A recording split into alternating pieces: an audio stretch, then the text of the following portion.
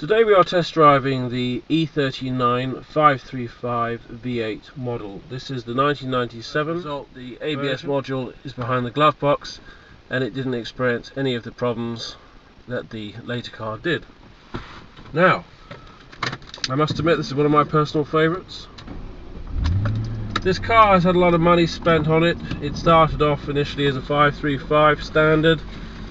It's now got the M5 spoilers, the original M5 alloys. It's got coilover shocks, and it has AC Schnitzer written literally everywhere, so I don't think anything's been done to the engine, but it may have been modified in that department too. As I say, this is the V8, the M62 engine. Now,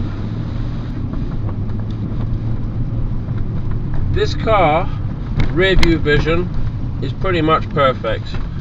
The headrests ever so slightly obstruct the view, but you really do have a very, very good vision out the back window. As for the side mirrors, BMW have got it right with this car, and it's amazing how many cars don't get it right. This car has very long and very narrow wing mirrors, which enable you to be able to see exactly where you've been and more. It is a very simple design, and it's something that you just don't see in cars nowadays.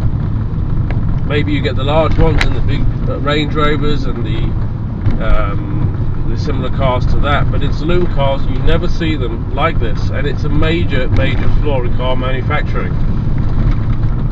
Now, this is the automatic, and it's got a adaptive gearbox. It does recognise your driving style. It has also the manual selection too, which I will comment on later on because it comes from a more enthusiastic drive. Now, I think it would be fair to say that being a V8, this car is a little bit lazy in the lower bands. So I'll do an 0 to 60 test now.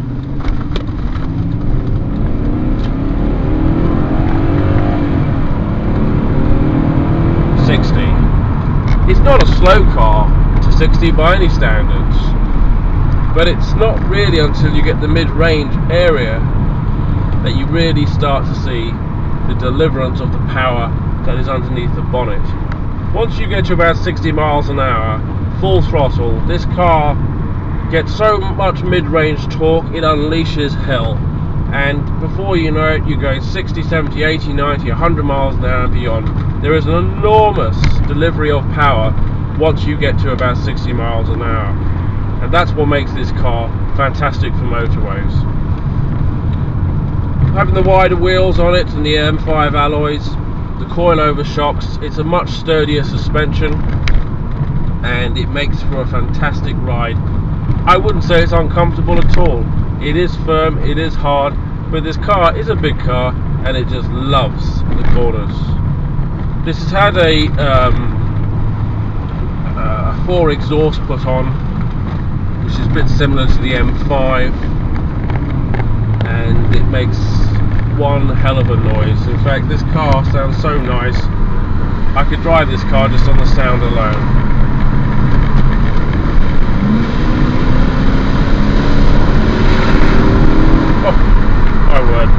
What a car, fantastic. Everything's electric seats, obviously electric windows. I mean, what car doesn't have electric windows? The mirrors fold in, you have the sunroof.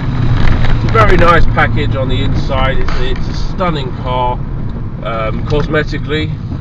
Very, very comfortable, huge seats, all leather, very stylish. I think this is where BMWs, especially the 5 Series, it's probably the last period of good looks that have been around for a while, because obviously the E34 was a very good car. E39, not a bad looking car too. This one has the facelift angel eyes. If I had any criticism with this car, I would have to say maybe the steering could be a bit tighter. There is quite a bit of play there actually, and I think in the M5 there is a sports button which tightens the steering, and I would like to have seen the steering tightened on this car. But it loves the corners, and you stick the cruise control on and this car just You could drive at 150 miles an hour all day in this car, you just would not have any problems with it at all.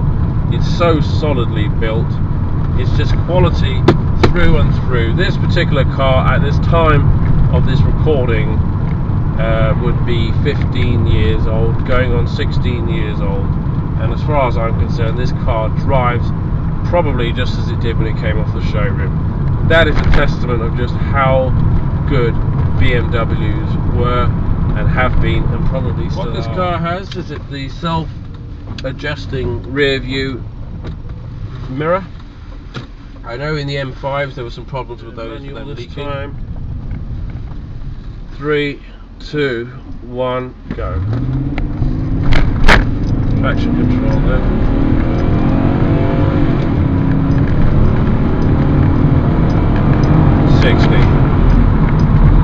Slow start there because we did hit a manhole cover. Now the traction control, which is the ASC in this one, if I switch it off there, a light comes on here on the dashboard. That's obviously for different road situations and circumstances.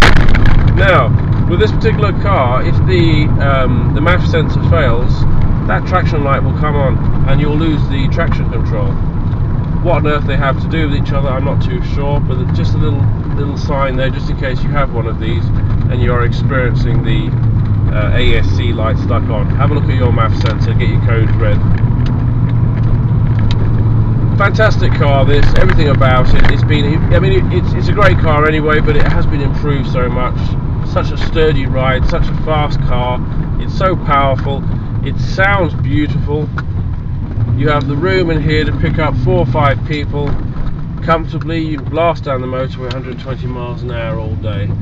It is a little bit thirsty, but one thing I have discovered with this car is if you use the more expensive premium fuels, it does make an enormous difference and you do get a lot more value for your money. The brakes on this car are exceptional. That doesn't surprise me. They were great on the E34, the 5 Series, and the modern BMs are great as well, and I'm going to do a test on those in a moment. Won't be an emergency stop, it'll just be a firm brake. This particular model has the larger front discs, which were off the 540 I believe. The very first E39s had the smaller discs at the front. Very relaxing car to drive this, it really is silky smooth. The gearbox, transition is just effortless, it's just all the way along now. Really is a driver's car this. I thought maybe being an automatic it might be a little bit anaesthetised, but oh no, quite the opposite. You know, driving down the motorway, cruising along, got to get past something, manual drop gear. Blimey. BMW, they certainly know how to make their cars. And it's hard to think, but after this you've got the 540, which I believe is a 4.4, and then you've got the mighty M5. There is a video on the M5. Now I'm doing 55 miles an hour. I'm going to do a firm brake. 3, 2, 1, 50 miles an hour now. Absolutely superb. Everything balanced, synchronized. ABS came in then. The car was constantly correcting itself. Wow.